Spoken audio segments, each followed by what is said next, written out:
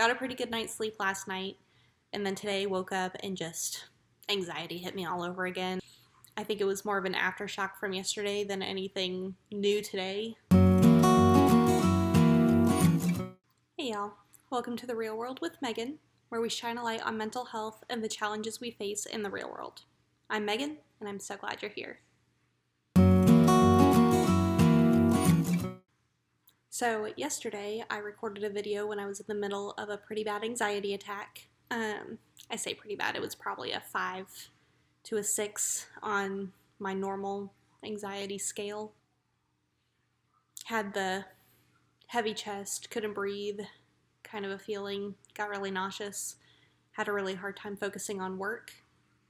So I wanted to record a follow-up to how I managed that anxiety attack yesterday, the aftermath of it, and how I felt today, and some of the things that have helped me to feel a little bit better.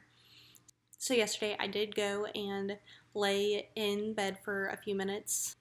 I put on my weighted blanket, closed the blinds, covered my face so that it was dark, and I laid there for about 10 or 15 minutes to get my heart rate down, to feel a little better, till I was breathing a little bit more naturally.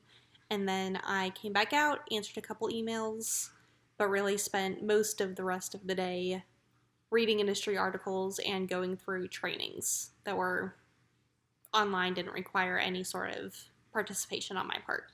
So kept very low impact, didn't do anything the rest of the night that required a lot of energy. I did process some of the thoughts that I was having and realized where the anxiety was coming from. A lot of it stemmed from family stuff. So spent about 30 minutes crying, so that took even more energy. So when my husband got home, we sat and talked it out for a few minutes. I ate butter noodles for dinner because my stomach was upset, so I couldn't really handle eating a lot. Drank a seltzer water. I bought little ginger candies that really help with the nausea when I'm just in a period of really chronic stress and need something more constant to help settle my stomach. Didn't need to eat any ginger candies yesterday, but I do have them in case. And then got a pretty good night's sleep last night, and then today woke up and just anxiety hit me all over again. I think it was more of an aftershock from yesterday than anything new today. We did have a work call that was us switching from Zoom to Teams, and it didn't really go very well, and there was a lot of just the uncomfortableness of trying to telecommute that really just gets my anxiety high. Everyone talking over each other, and then complete silence, trying to hear people through robot voices. I have a really hard time focusing, so my attention is split, which is just making things worse. So all day I have just, again, had that pit in my stomach and felt like I couldn't breathe. So my morning was really high anxiety. You can tell I've got a good stress breakout going that I'm sure y'all can see from there. So this morning I went through, tried to again find low impact things that I could do, cleared my email. I work in marketing, so I read some content that needed to be posted that was nice because it was something that I could cross off the to-do list, and took about an hour, so also ate up a good chunk of time. And then I went and took an anxiety nap. And then I felt like the act of trying to do more work was this giant mountain that I felt like if I could just get over, I would be okay and I would be able to do a little bit more work. But when I'm in that place, I have to try to balance between, should I power through and see if it is going to get me over that hump and make the rest of the day a little bit better, or will the act of trying to power through make things worse?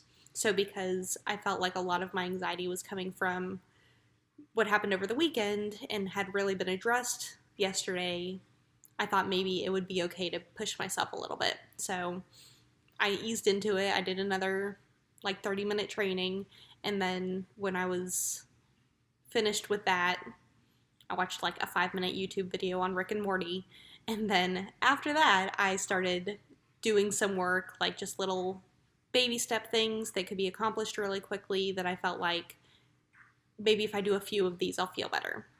And then I did. I did a couple of those, started to feel better, had planned to log out of work at a certain time, telling myself, like, okay, you only need to make it to 3:45 today, and then you'll have hit your 8 hours and you can log out. And I actually was able to stay logged in until about 4:45. So, yay, made up for some of the what felt like lost productivity time in the morning from when I was just so high strung that I couldn't really focus on anything and it was taking me extra long to get through every task.